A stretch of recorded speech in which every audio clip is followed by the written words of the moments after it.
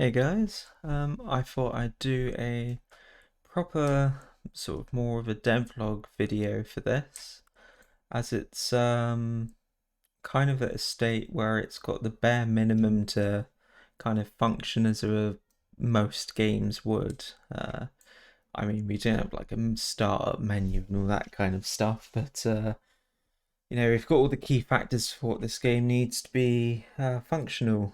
So apart from a win condition, I suppose. So I thought I'd just run over what we've actually currently managed to achieve with all of this, and then kind of do just a short video part at the end of just me actually playing it for a bit, just to see what it's actually like. Because I've done a few other videos showing specific bits of improvement and stuff, but I think from now on it's going to be like just adding more and more layers of stuff, which probably won't take very long to achieve, so I can do a more like overview of everything. So let's just get straight into it. So first and foremost, this game is pretty much just an objective based capture and hold. Have the most objectives, and you'll when I eventually get the UI for it, you'll get a score at the top, and then so if you have 3 out of 5 objectives claimed, then you'll progressively gain score, and then you'll inevitably win the game. You fly around as little drones, basically, around a procedurally generated asteroid field, which if I do this and pause and eject the character, so you can see here these asteroids have been spawned in. And we currently have very minimal UI, which is kind of the intention. We have a blue particle effect that represents the shields of the drone, and currently green ones for the health, which both of which change color to reflect sort of whether or not you're high health, high health, high shields kind of thing. And then these red particles here, over here in the corner, etc. These all represent the objectives, and they're red when they're neutral, and then they change to the color relative to the team that capture them.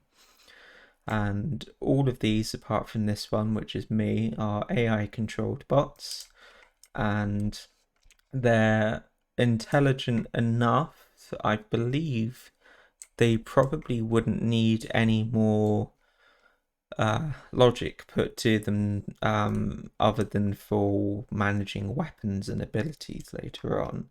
So, but as far as I'm concerned, they fully function. They head over to unclaimed objectives, capture them. They'll defend themselves when they're flying, whilst they're attacking objectives, all that kind of stuff. And just recently, I've added in UI, proper hard elements. So if I do, oh, sorry. There we go. I do that, hit play, pause again. So we're now at probably full screen, which is cool. Enemy bots have health bars that get represented on the screen like this for now. Later on, it will probably be more like a shader or something that highlights them specifically, to make it obvious that they're not your friends. And then I made it so these indicators you can see in the corners, these represent the objectives and kind of where they are relative to your location at the moment. So if I carry on, if I head down to here, you can see there's an objective, and they change color dependent on which team have them. So if I fly up to this one here, I know it's claimed by an enemy, so I can head up here, and there you go. It was partially claimed because the circles weren't very large. And then you can see this is a friendly AI coming towards us to help us take it over. They realized it was already captured, so they stopped bothering. And then you can see if I get close to this guy, he'll try and shoot me because it's an enemy. And we could follow along, and if I keep letting him kind of shoot me, my shields go, my health gets lower, and then we die. And then we respawn, like in most games. So yeah, and your shields recharge, your shields use energy to do so, as do the AI. You are no different to the AI at the moment, other than that they're basically aim bots and will hit you almost regardless because they're just better.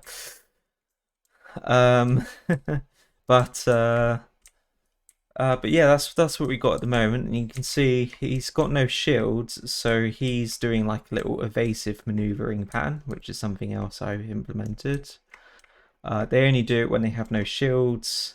Otherwise, you rarely get the opportunity to actually shoot them. Let's just say trying to kill aim bots that are also evading you non-stop is a little problematic, to say the least. But we can see here the enemy have claimed most of the map at the moment. So we're going to try and take it back. I get the impression that our team are possibly the AI is trapped somewhere. Yes, they do all seem to be stuck here. I think these, let me stop this and start it again. Sometimes the AI get completely stuck in a location. Now, because we're not actually controlling anything, let me just play that. There we go. Okay. Yeah, they were coming from spawn and getting trapped. I am going to look into that at some point. But we are next to the enemy spawn point, which probably isn't the best idea in the world. But all of our bots were kind of in range of an enemy that they couldn't shoot, so they never moved, basically. But the combat should look a bit more lively now. Providing I don't die, of course. So we've got our bots going to places, their bots going to our places. Little fights breaking out, and they won't just stop and fight, and I quite like that. It means that they're harder to deal with. You kind of have to, as a player, you have to like shoot them as they're going to where they're going, and they just don't care. They'll just fly backwards shooting at you. And that's what we've got at the moment. It's all seems to be pretty well working. There seems to be another trap over here. Yeah. So I can't. There we go. So I do have some code which tries to manage the asteroid field so they don't spawn too close. But there may also be some properties in the navigation mesh to fix that. But yeah, so we always have some indication of where there are objectives that are either ours or theirs, and when we have enemies on the screen, we can see their health bars. And it's pretty good. All I need to do now is add some more weapons, some abilities, add in more variations into the asteroid field, and it will be great. It will be a complete singular level with all the key functionality I need, and then from that moment on, it's just making the game a bit more. I don't know, just have more to it, really, more concepts and things. I'm not sure why there's. Oh. And we hit a bug for some reason. That's interesting. Oh, I think I fell out of the map. Yeah, okay.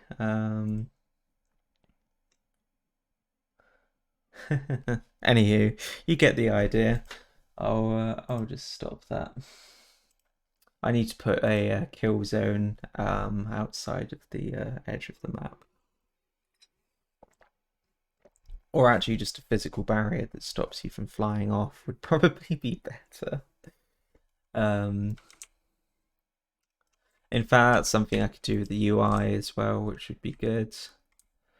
But I'll probably just make a physical wall that you can see through, same as the floor here. So yeah, that's the current state of the game. I eventually want to make modular ships, not that you fly in, but ones that you fight in, like massive dreadnought tier battle cruisery type things. And the idea would be I drag an actor into the map, and then little symbols come up, and I can like add modular corridors and hallways, and like there could be an engine room, a weapons room, and stuff, and they can be the objectives that you're fighting over. But of course, it will be huge. So like one room would be the size of one of these boxes here. You can see the highlighted one. So that would be like a corridor, and then I'll make it so it's obviously it doesn't have like the top of it, but perhaps when you die you see like the full thing, that kind of stuff. So yeah, that's where we are with all of this, and hopefully I'll try and every time I make enough varied improvements and stuff to the game, I'll do another one, just to show off all the new stuff. So yeah, a much shorter video than my hour-long game development side of things, but that's just in case people want to see my thought process and how we actually achieve all of this. It's not necessarily a very complicated game, but it still requires a lot of work to make it as work as well as it is at the moment. And the code's not even that much, but again, it's like making sure the logic's all correct and that you've accounted for all corner cases and stuff. But I'm very happy with how it is at the moment. It's a better working state than some things I've done in the past. So yeah, I will, as I said, I will do another one of these next time I have enough to viably do another video on. There's probably more meshes, weapons, and abilities and stuff. So yeah, I'll thanks for watching, and hopefully I'll keep this going for a very long time until I've got a full multiplayer game all set up. Yeah, see you guys around.